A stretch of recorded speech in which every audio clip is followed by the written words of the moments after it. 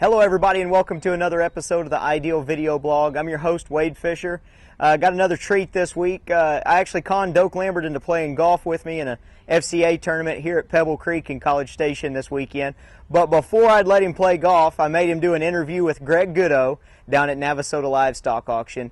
Greg's been there for 7 years and you'll hear a little bit about his story.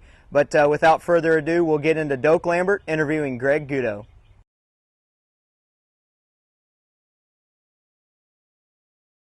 Hey everybody, Doak Lambert. We're here in Navasota, Texas today. We're here with Greg Goudeau. Greg is the owner, manager, janitor, whatever comes chief along. Bottle washer and cook at the Navasota Livestock Auction here in Navasota, Texas. A barn that does a great job, great business of marketing calves down here in the southeastern part of the state. Greg, we just want to stop by and visit a little bit and get to know you a little bit better. You know, when I went to school down here at Texas A&M, we're not going to talk about how many years ago. Right. We used to come up here, bring a crew up here and work the back at this sale, and that was, you know, a while 30 years ago. Yeah. A lot of changes have taken place since then. Tell us a little bit about the history of Navasota Livestock. Well, it's like you said, it was built in '64, and going back, the short summary there, I bought it 7 years ago. Getting into the auction business, I always knew that it was something that I wanted to do. I don't know, it just ever since I was a little bitty kid, I always loved going to sale barns, and I don't know why or what drew me to it, but I always knew that I just wanted to find something that I could make a living at and not think I was working, and that's what I've done here. So I found something that we can be successful out and we have fun and I enjoy doing, and it doesn't feel like I'm working. So when somebody calls, it's not a problem when they're calling. We're having just a good conversation and trying to help them market some cattle and get their cattle sold high. I mean, I know I talked to you this morning about 7 o'clock and you were already here at the barn. Right. Sale starts at 11. Give me a rundown of a typical sale day. How many cattle did y'all run today, for instance? Well, today we had 1826, and that's something that is very, very unique to this barn that versus a lot of the other barns. We had, like last night, we had maybe 450, 500 cattle in, and if you call in and say, well, how many cattle do you have on the yard right now? Well, I have 400, 450, maybe 500 cattle.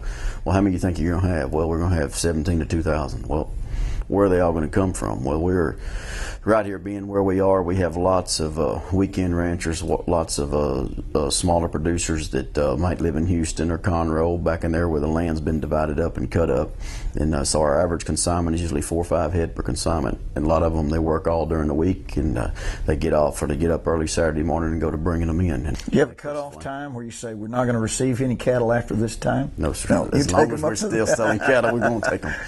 Well, we try to be a customer service. If they took the time to go out and pin the calf or pin the cow, they could have had a flat or could have had tire trouble or could have had something, or cows get out and they finally got them back in. Mm-hmm. We try to accommodate, or and try to uphold the market. If all the calf buyers are gone, we'll try to give them a fair price and weigh the cattle farm and put them back there and sell them next week. Yeah. But go ahead and try to get them. But if they bring them to us, we sure try to get them marketed them for them. How was the market today? Market, I'd call it probably steady with last week. It was good. Calf market was steady. It was good. Packer market's a little better. We're getting kind of nationally, Texas right here, especially in this Navasota, Bryan, College Station area. We're getting lots of recognition for being severe drought right now, and that's causing some packer buyers to notice, and we're getting some extra packer buyers coming in. Packer market was probably 2 to 4 higher than last week, and we probably had I think there were six packer buyers represented today. Right. Well, as you said, the drought has had a significant impact. The ranchers in this area, I know. How has that changed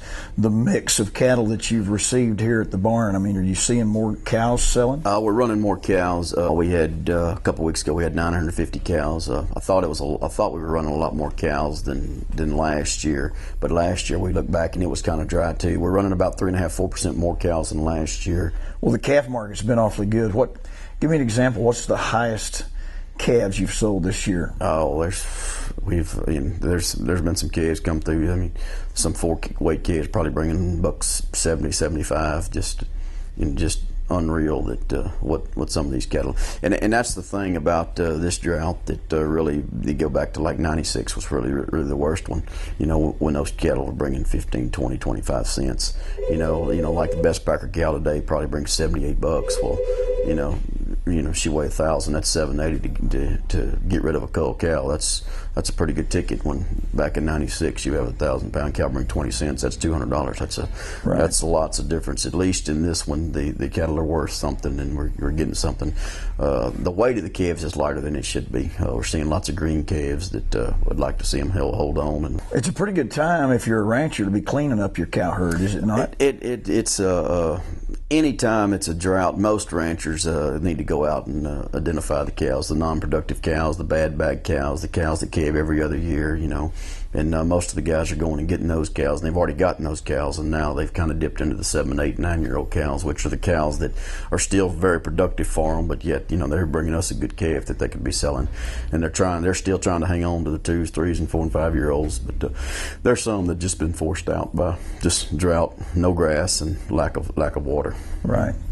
Well, Greg, again, your reputation precedes itself here.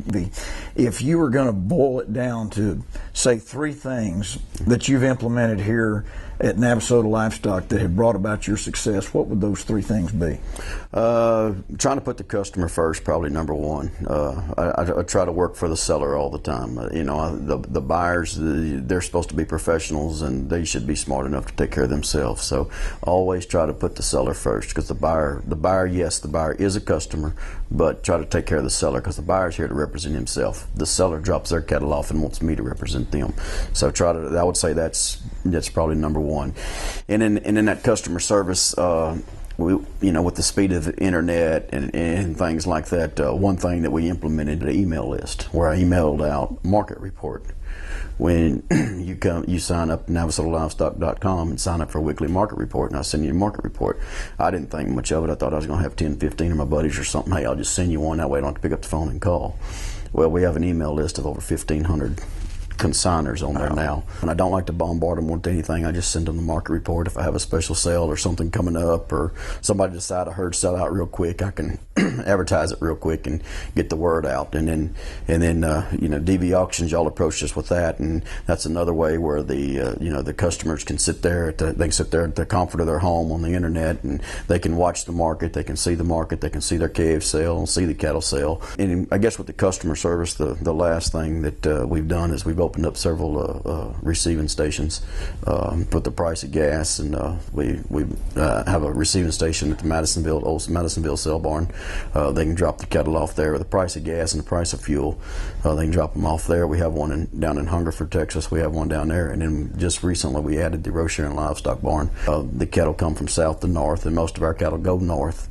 So we charge them $3 a head to haul, but that's probably one of the customer services, what it boils down to. We bring their cattle up here, and then their cattle bring a premium and go on north from here. Right. Would you say that you're in the service industry? Yeah, definitely, all the time. Yeah. All the time. You've got to phone rings all the time and try to answer it all the time. Well, Greg, we appreciate your time. We appreciate our relationship with DV Auction and the success you've had here at Navasota Livestock, and we look forward to a lot down the future. Well, wish you the best. Appreciate y'all coming, and anytime we can help y'all with something, just give us a holler, and I'll try to answer the phone and try to get back with you. So very good. Right. Thank you, Doak. Thank you, Greg. If you have more interest in Navasota Livestock, you can check out their website at www.navasotalivestock.com. Also, you can watch their sale on Saturdays starting at 11 o'clock Central Time on dvauction.com. Again, this is Doak Lambert. We'll look forward to seeing you next time.